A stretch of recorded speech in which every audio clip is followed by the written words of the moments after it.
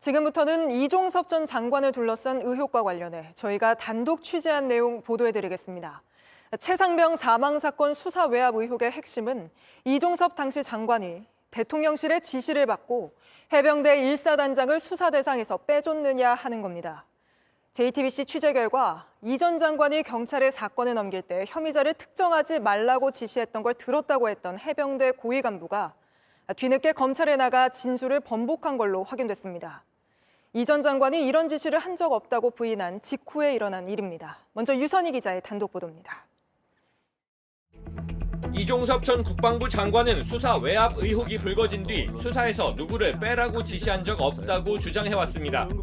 혐의자를 포함시키지 않고 보내야 된다 그런 얘기는 한 적이 없습니다. 그런데 당시 지시사항을 받아 적었던 정종범 해병대 부사령관은 지난해 8월 4일 군검찰에서 다른 말을 했습니다. 장관님이 크게 4가지를 말씀하셨다면서 누구누구 수사 언급하면 안 된다. 법적 검토 결과 사람에 대해 언급하면 안 된다는 지시를 받았다고 조목조목 설명했습니다. 지난해 9월 6일 이런 사실이 언론 보도로 알려지자 이 전 장관이 거짓말을 했다는 의혹이 불거졌습니다. 그리고 다음날 정 부사령관은 군검찰에 진술서를 보냈습니다. 혐의자에 대한 얘기는 이 전 장관이 아닌 법무관리관이 했다는 겁니다. 하루 뒤에는 군검찰에 직접 나와 이 전 장관이 누구누구 수사 언급이나 혐의자 특정이라는 워딩조차 한 적이 없다고 했습니다. 지시를 받고 닷새 뒤 진술한 내용을 한 달 넘게 놔뒀다가 언론에 의혹이 제기되자 곧바로 뒤집은 겁니다. 정 부사령관에게 당시 왜 진술을 번복했는지 물었지만 언론과 접촉은 금지라면서 답변을 거부했습니다. JTBC 유선입니다. 저희가 이렇게 진술을 뒤집은 해병대 부사령관의 업무 수첩을 구해 뜯어봤습니다.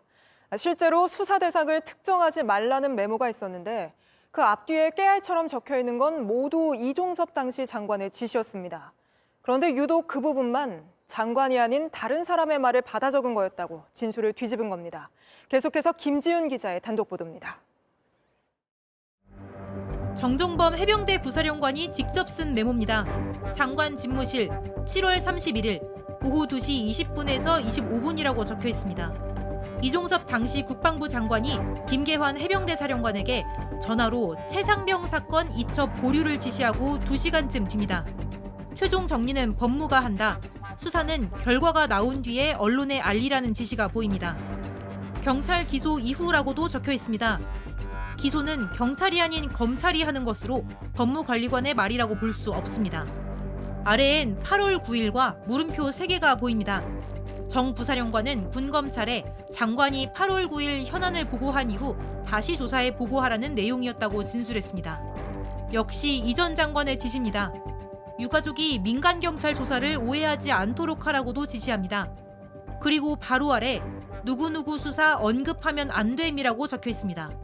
모든 내용이 이 전 장관의 지시인데 의혹이 불거진 부분만 법무관리관의 말이라는 겁니다. 수사 외압 의혹이 불거졌을 때 특정인 언급이라는 진술이 나왔는데도 추가 질문 없이 조사를 끝낸 군검찰은 갑자기 진술을 뒤집겠다고 했을 때도 아무런 문제를 삼지 않았습니다. JTBC 김지윤입니다.